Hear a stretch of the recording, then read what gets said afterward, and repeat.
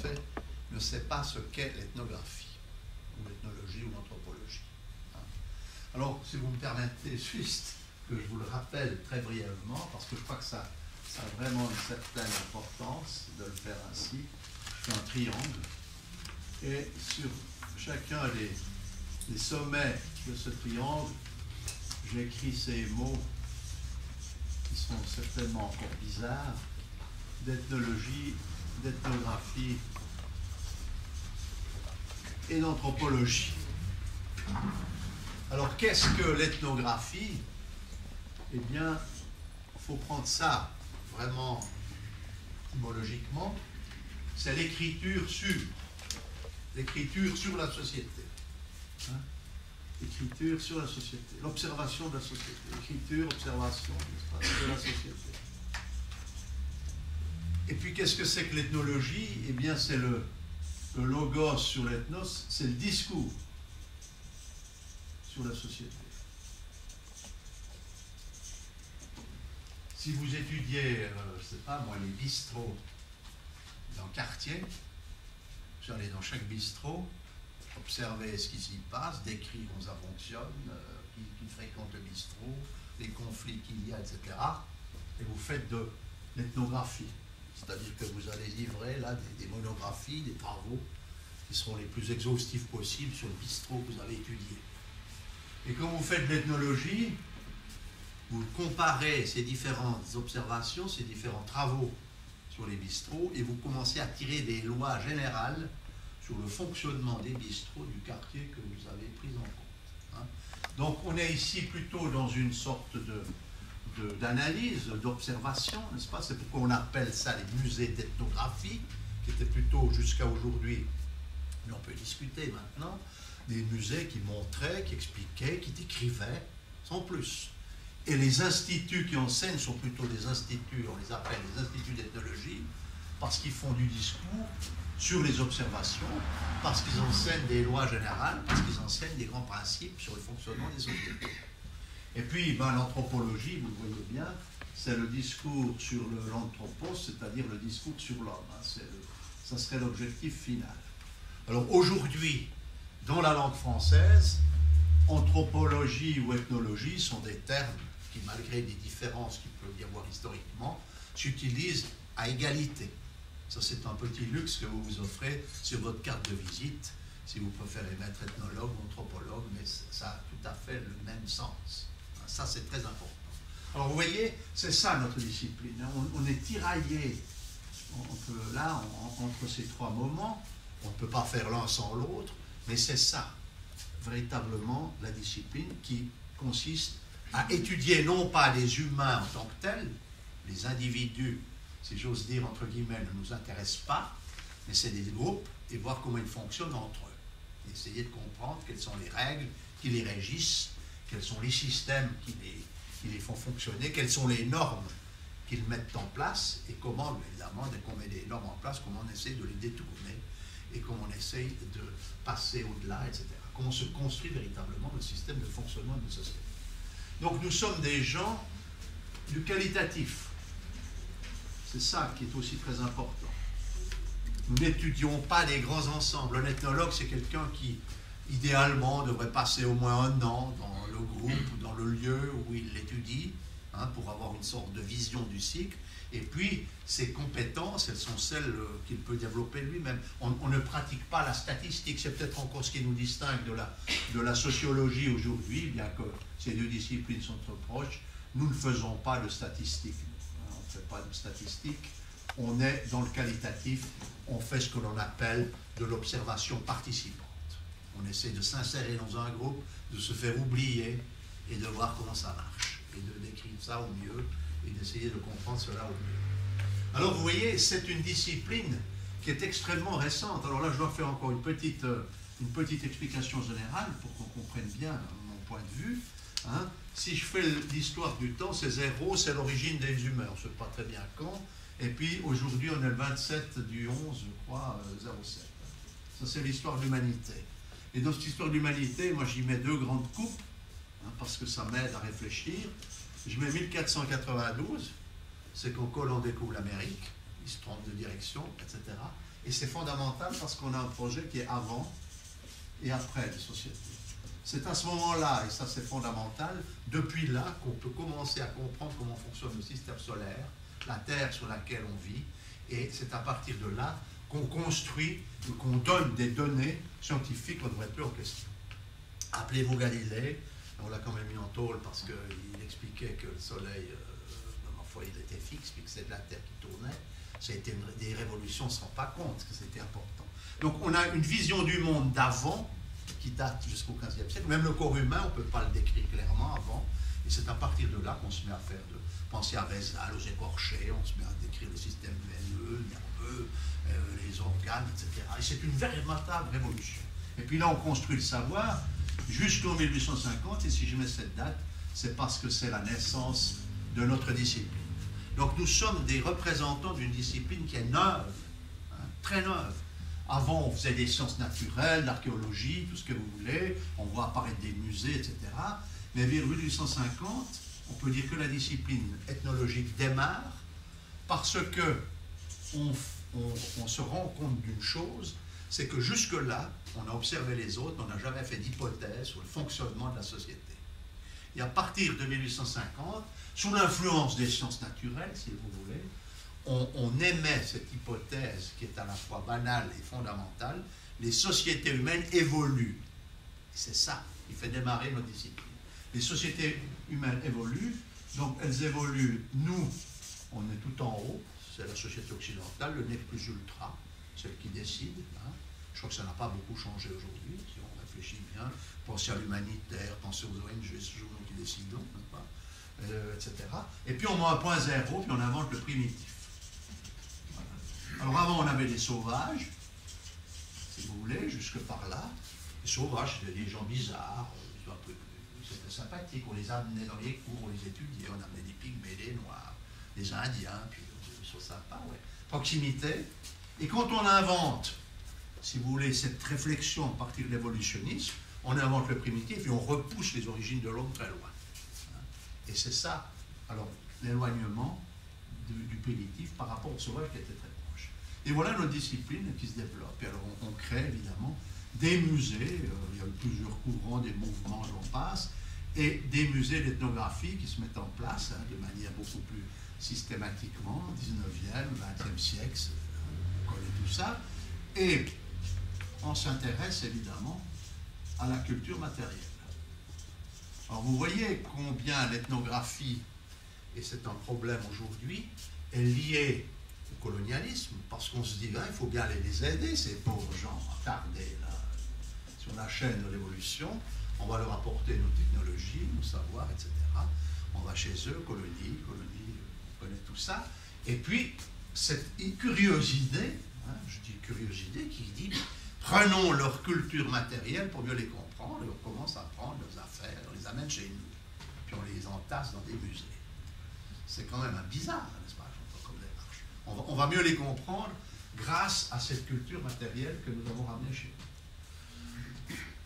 nous. Au fond, est-ce qu'on comprend vraiment les humains à travers la culture matérielle? Voilà une grande question qu'on peut se poser aujourd'hui. Hein. Et je répondrai de manière pas nettement. Je ne suis pas forcément sûr que c'est ça. Alors on faisait des séries, n'est-ce pas, on en prenait le plus possible, parce qu'on se disait ces petits écarts entre objets vont nous apprendre des choses. On allait du simple au complexe, parce qu'on ne ferait pas l'inverse, du complexe au plus simple. Enfin, vous voyez, des schémas qui sont là et qui nous font construire toute une vision de l'autre et de la terre. Et puis, tout ça, ça se met dans des musées d'ethnographie. Musée d'ethnographie, et vous voyez, aujourd'hui, ce mot d'ethnographie est quelque peu péjoré. Vous êtes bien d'accord avec ça. Hein? Les directions aimeraient bien changer de nom. Hein? Regardez le quai Branly, pour en dire quelques mots. On s'est tellement bagarré qu'on n'a pas trouvé de nom à mettre à ce musée. Les arts premiers, les arts machins, les arts primitifs, les civilisations, on y a tout passé. Puis finalement, on a mis le nom de la rue. Enfin, vous voyez, le nom du alors nous, on pourrait appeler le musée Carvente. On s'appelait Carvente. Et alors, ça, c'est quelque chose d'important. Les musées des baptises, on fait des musées de ci, de ça. Et vous vous rappelez, à la place Sturm, hein, je crois qu'on parlait un moment de l'esplanade des mondes. Pour donner un nom à cette future construction. Hein. Et je pense que vous comprenez que le public qui ne comprend déjà pas ce que c'est que l'ethnographie et l'ethnologie, quand vous lui dites l'esplanade des mondes, là, il est complètement désemparé. Et alors moi, ce que j'ai fait, que j'ai réussi à obtenir tout de suite que je suis arrivé à Genève, il y a bientôt 2 ans, je suis arrivé le 1er février 2006, et je m'en irai le 31 janvier 2009, c'est de faire comprendre à notre autorité politique que si on pouvait prendre une décision simple et efficace, c'était de décider que le musée d'ethnographie de Genève s'appellerait désormais musée d'ethnographie de Genève. Et on a réussi.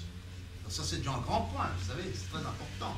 Parce que ce musée est quand même 1901, comme tel, il y a une longue histoire, et pourquoi le débaptiser? C'est absurde. Il suffit simplement d'expliquer, hein, de trouver des espaces pour pouvoir expliquer ce que c'est que l'ethnographie et pourquoi nous avons porté des regards différents sur les sociétés tout au cours de notre histoire. Voilà, ça c'est important. Alors, désormais, le musée d'ethnographie de Genève s'appelle musée d'ethnographie. Et puis le deuxième bon coup que nous avons fait avec Sylvie Clément, qui s'occupe de la communication au musée d'ethnographie de Genève, on a fait débaptiser l'arrêt du bus, qui s'appelait École de médecine, puis on y a fait mettre musée d'ethnographie. C'est comme ça qu'on s'inscrit, vous voyez, dans un territoire local. C'est des gestes bêtes, mais voilà. Alors le problème, hein, si je reviens maintenant au musée d'ethnographie de Genève, le problème que nous avons, c'est qu'on est très faible encore, s'améliore, sur le local. Les gens ne savent pas vraiment où c'est. Il faudrait que, hein, on a mis des panneaux, on a mis des drapeaux, on a écrit Meg et on sait faire le bout quand même, localité maintenant. On parle du Meg, hein, et ça vient, mais il faut le signaler, et la plupart des gens qui passent par là, ils ne voient pas ce lieu. Hein. Et à tel point que je pense que le concours d'architecture, vous le savez, a décidé que ce musée se construirait sur le site, donc au 65 Karl Vogt. Et on a très bien vu, parce que cette inscription, je pense, dans ce quartier, elle s'avère assez judicieuse aujourd'hui au niveau stratégique, peut-être pas au niveau architectural, où ça va poser des tas de problèmes, mais au niveau stratégique, c'est intéressant, parce que dans ce quartier, hein, vous avez cette fameuse association du quartier des Bains, qui réunit toutes les galeries, etc. Et alors, quand on est arrivé, moi j'ai dit, moi je veux faire partie du club. On m'a dit, non, vous ne faites pas de l'art contemporain, on ne veut pas, etc. Et alors, après une année d'assistance, on nous a reçus comme membres privilégiés. Et on peut, avec eux, faire 3 vernissages par an en commun. Et ce qui est extraordinaire, hein, vous avez la rue des Bains, comme ça. Vous avez la rue des Maraîchers, là, comme ça. Vous avez le musée qui est là, hein, ici, le musée d'ethnographie. Là, vous avez le Manco, etc. Le Bac, hein, tout ça là le long. Vous avez Hubert avec sa galerie ici. Et on a vu, et de nos yeux vus, les gens, ils viennent jusque-là. Jamais ils viennent. Terminé. Il y a un mur spatial, pire que le mur de Berlin, il ne passe pas. Alors, vous voyez, puis la rue est pleine de monde, c'est noir de monde. Quand il y a des vernissages, 3 par an, vous savez, hein, toutes les galeries font en même temps le vernissage, c'est noir de monde. Et nous, on est tout seuls dans notre coin. Alors, on a envie de tirer, de pleurer, vous voyez, etc. Alors, on essaye maintenant, alors, comme on a un bout de pré devant, on leur dit, écoutez, on va mettre une tente ici, puis on va revoir des coups, etc. Et alors, finalement, on arrive à les sortir un peu, les amener sous la tente et les faire rentrer dans le musée, mais c'est très compliqué. Donc, je dirais que c'est un vrai problème, c'est de se positionner, nous, c'est notre travail d'ethnologue, enfin, la direction du musée, c'est son boulot de faire le nécessaire pour s'inscrire dans le tissu local du quartier de la Jonction, Plein Palais, etc., hein, de prendre les meilleures relations possibles, d'aller discuter avec les gens, la rue, etc.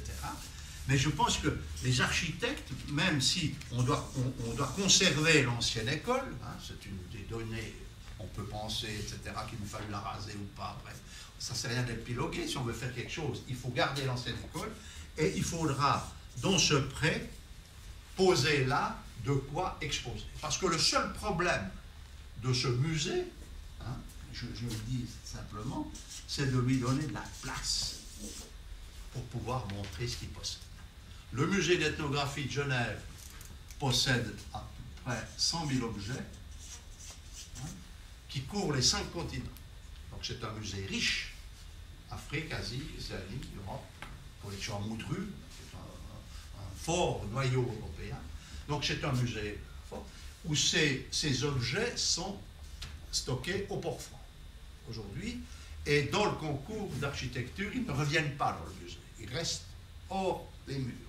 Donc le musée de demain sera un musée qui, bien sûr, aura l'administration, la bibliothèque, la médiathèque et les salles d'exposition, mais il n'aura pas à conserver les objets. Nous quitterons peut-être le Port-Franc si la ville de Genève construit ces fameux logements, Artamis, je crois que ça s'appelle, avec des sous-sols de quelques 10 000 mètres carrés qui devraient justement réunir des collections des musées de la ville de Genève. Ça, c'est le projet prochain. Donc voilà.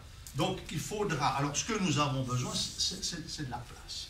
C'est de la place simplement pour montrer ce que nous voulons, ce que nous possédons et ce que nous voulons bien faire comprendre. Alors, vous voyez, 100 000 objets, c'est quand même pas mal, etc. Et alors, pour ce faire, et c'est ça qui est important, il faut que les architectes comprennent une chose essentielle. Nous avons besoin, nous, d'espace pour faire 3 types d'expositions que je vais m'appeler de la manière suivante: des expositions de synthèse, des expositions de référence et des expositions que j'appellerais ponctuelles. Alors, les expositions de synthèse, qu'est-ce que c'est? C'est ce qui pourrait couvrir ce qu'on appelle généralement des expositions temporaires. C'est-à-dire, on prend une thématique et on la développe en faisant appel à des collections, à des objets, mais en mélangeant tout. Hein. Moi, j'aime bien tout mélanger parce que je crois que les objets nous permettent de raconter de belles histoires. Hein. Les expositions de référence, c'est ce qui pourrait raconter plutôt le permanent, je dirais. Hein. Il faut montrer quelles sont les références de l'institution par rapport à la cité de Genève, par rapport aux collectionneurs, par rapport aux donateurs, par rapport aux chercheurs. Hein. Et c'est quelque chose qui tourne à un rythme plus lent. 3 ans, 4 ans, 5 ans, puis on change et on ramène des choses. Et puis un espace pour les expositions ponctuelles, c'est-à-dire qu'il faudrait suivre l'actualité. Quand il y a un grand événement, avec quelques objets, n'est-ce pas? Moi, j'aimais bien quand il y avait eu les fameuses caricatures de Mahomet. Si on avait une salle ponctuelle, en 3 jours, on sort le Coran, des objets, des machins, on pose très simplement des éléments, puis après on invite des gens de tous bords à venir débattre. Qu'est-ce que c'est qu'une représentation? Qu'est-ce que c'est que la liberté de presse? Qu'est-ce que c'est que ceci, cela? Et je crois que ça nous permettrait de jouer, vous voyez, c'est ça que nous demandons, sur 3 niveaux. Et pour bien faire, il en faudrait 2500 mètres en tout. Voilà ce que je peux vous dire, pour nous permettre ça. Alors maintenant, bon, ça c'est moi qui parle, moi je suis terrorisé par les architectes qui veulent faire la scénographie. Et ça, je sors mon colt pour empêcher ça. Et on va essayer d'échapper. Moi, ce que je veux, mais je suis simpliste, hein, là, je vous provoque. Moi, je veux des boîtes vides pour me laisser faire ce que je veux dedans. Voilà ce que j'aimerais avoir. Et j'ai un problème, je vous soumets, parce que je l'ai vécu, j'ai un problème avec la lumière et j'ai un problème avec la chaleur. Hein? Parce que je n'ai vu que ça dans ma vie, mais peut-être que j'ai mal vu. Des musées qui mettaient des salles d'exposition super avec des baies vitrées magnifiques, et puis au moment où on exposait, on ferme tout parce que la lumière bouffe les objets et puis c'est pas compatible avec les normes de conservation, etc. Et je n'ai jamais rien vu à ce jour qui fonctionnait dans ce domaine. Donc, je serais presque dire, donnez-nous des boîtes noires, toutes noires, et mettez la lumière ailleurs où vous voulez, ça circule, je ne sais pas comment, à vous de jouer. Mais des boîtes noires avec aucun obstacle, simplement qu'on ait au sol des prises, de la technologie de pointe, des machins partout pour pouvoir tirer des lignes informatiques, je ne sais pas quoi. Enfin bref, le maximum de possibilités techniques, mais nous laisser libres. Et puis, la chaleur. Alors ça, c'est quelque chose de terrible, parce qu'on ne sait pas, de mon point de vue, maîtriser le chaud. On sait maîtriser le froid, alors ça va pas si mal, on chauffe pas mal, mais chaud, on ne sait pas. Alors comme il y a tout le temps maintenant, sur la mode écologique, des impossibilités de climatiser, semble-t-il, comment est-ce qu'on résout les problèmes de chaleur dans les salles d'exposition qui sont fermées en plein été, quand il fait 35 degrés à l'ombre dehors, si ça pouvait arriver chez nous. Et ça, c'est un vrai problème. Je n'ai vu que des ennuis partout. Où je suis passé dans les musées, la chaleur n'est jamais gérée convenablement. C'est toujours des problèmes fantastiques. Et puis, des problèmes qu'on pourrait... Maintenant, ça va mieux, mais c'est les problèmes de poussière. Alors maintenant, il y a des technologies qui permettent justement de mieux conserver les objets en empêchant la poussière. Alors voilà ce que je peux dire aujourd'hui. Donc, garder ce bâtiment. Alors, avec une contrainte, je pense qu'il faut le rénover, bien sûr, mais il faut être clair, il faut le rénover légèrement. Parce que si on le rénove lourdement, on risque de passer le budget dedans et rien construire de nouveau. Alors, deux options, c'est ce qu'on peut dire, c'est que le nouveau, les expositions, l'accueil des publics, c'est quelque chose qui doit être extrêmement public. Et laissons, c'est peut-être ce morceau d'école au privé. Et il faudrait peut-être jouer public-privé. Ça, c'est un vrai débat que les architectes auront à résoudre dans ce concours d'architecture. C'est comment vraiment jouer la sphère privée, le fonctionnement privé du musée, et puis comment accueillir les publics de manière la plus accueillante possible, parce que effectivement, il faudra que ce musée d'ethnographie de Genève, il ait véritablement non seulement une position dans ce quartier, mais qu'il ait un style. C'est ça qui fait la qualité d'un musée, c'est d'avoir du style. Et on peut avoir du style quand on fait des bonnes expositions et quand on les signe, n'est-ce pas? Ce que j'ai toujours dit, parce que ça me sert, moi j'ai fait de l'ethnologie à Neuchâtel, je disais, c'est de l'ethnologie qui se faisait au 4 de la rue Saint-Nicolas à Neuchâtel, n'est-ce pas? Le discours, il venait de là. Désormais, il faudra que le discours il vienne du 65 boulevard Karl Vogt et qu'on le sache. Quand on est en Australie, en Amérique, on dit tiens, ça c'est un produit 65 boulevard Karl Vogt. Et si c'est le cas, c'est réussi. Donc, vous voyez, c'est un ensemble de réflexions qui me paraissent assez fondamentales pour essayer, encore une fois, de mettre en valeur par la référence, justement, de Genève, n'est-ce pas, de jouer ce local et cet international, on est là dans des conditions idéales, parce qu'on en a les moyens, on a les potentialités, on a des collections, on a des savoirs, on a des techniques, mais on n'a pas de place. On ne peut rien montrer, c'est compliqué, quand il faut exposer dans des salles de classe, vous verrez. On inaugure le 4 décembre une exposition sur le vaudou haïtien, qui s'appelle le vaudou en Ardeville. Vous avez là les cartes en invitation, vous êtes les bienvenus. Vous verrez combien c'est compliqué. Donc on peut de temps en temps adapter notre scénario à ces structures contraignantes, mais c'est pas simple et c'est pas idéal. Alors voilà, donc ce que nous voulons, c'est pouvoir répondre à ça et pouvoir construire des expositions qui sont des expositions, qui sont des histoires que nous racontons sur les sociétés humaines, soulever des problèmes qui nous intéressent tous aujourd'hui. Je crois que c'est ça, et à travers le vaudou, sans le dire, vous voyez, on a tout le monde, qu'est-ce qu'on attend quand on voit le vaudou? on attend une poupée avec des aiguilles ou je ne sais pas quoi, alors, nos stéréotypes. Et là, vous trouvez une bouteille de parfum, le vaudou en art de vivre, bouchon sur lequel est écrit la lettre CB. Alors, je vous montre juste comment on essaie de décentrer le problème. Un jour, j'ai entendu quelqu'un qui parlait d'un bouquin d'une femme qui s'appelle Florence Pasquet et qui avait écrit un livre sur Charles Baudelaire. Et elle disait, Baudelaire, il a connu le vaudou parce qu'il avait une maîtresse qui était mulâtre, Jeanne Duval, qui était haïtienne.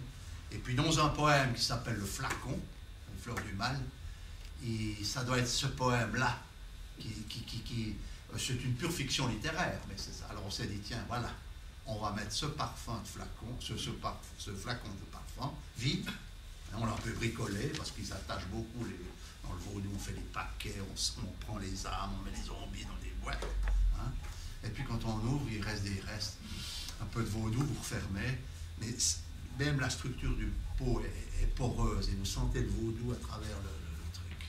Et puis alors, décoder le CB, il faut réfléchir un moment.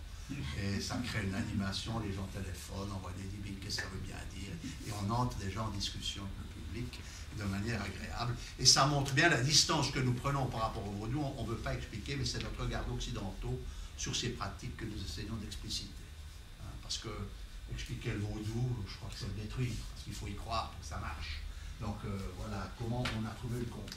Alors pour ça, vous voyez, il nous faut des espaces qu'on puisse moduler, hein, pour raconter nos histoires, parce que qu'est-ce que c'est qu'un musée finalement, de mon point de vue? Moi je considère le musée comme un dictionnaire. Et puis le dictionnaire, qu'est-ce que c'est? Les mots, c'est les objets qui se trouvent là où nous empruntons, où nous achetons. Et puis avec ces mots, on fait de la syntaxe, on raconte des histoires. Donc on met en scène des objets qui nous racontent des histoires, et je trouve toujours une exposition, je n'ai cessé de le répéter, c'est un exercice qui a un début et une fin, ce qui n'est pas souvent le cas. Et puis on signe, on dit qui c'est qui l'a fait, puis on essaie d'expliquer pourquoi on l'a fait comme ça. Et alors voilà, ce qui pourrait faire le style de la maison, mais pour ça, encore une fois, il nous faut de l'espace. Et vous savez, je crois que l'enveloppe générale est de 60 millions, il y en a 47 pour construire, il y en a quelques millions mis à part pour la muséographie. Hein. Je ne dis pas que ce n'est pas le même architecte qui devrait la faire, mais il faut que ça se fasse en 2 temps. Et puis que, vous voyez, parce que moi j'ai vu des choses terribles. J'ai vu là, on peut regarder et dire ce qu'on veut, mais la muséographie que Jean Nouvel a fait au Quai Branly, on peut discuter longuement, c'est pas ma tasse de thé. Et je me rappelle d'avoir été dans un jury à Corté, en Corse, où Andrea Bruno avait gagné le premier prix. Il avait choisi jusqu'à la couleur des tissus dans les vitrines. Et ça me paraît intolérable. Voilà, comment je pourrais dire. Hein, alors, il faut que les architectes nous apportent leur savoir, de la lumière intelligente, des températures et des espaces pouvant exprimer le plus de possibilités possibles afin que les scénographes et les ethnologues puissent raconter leurs histoires de manière la moins contraignante possible par des structures architecturales. Et puis qu'on se sente bien. Hein, qu'on se sente bien quand on arrive, qu'on ait envie de là.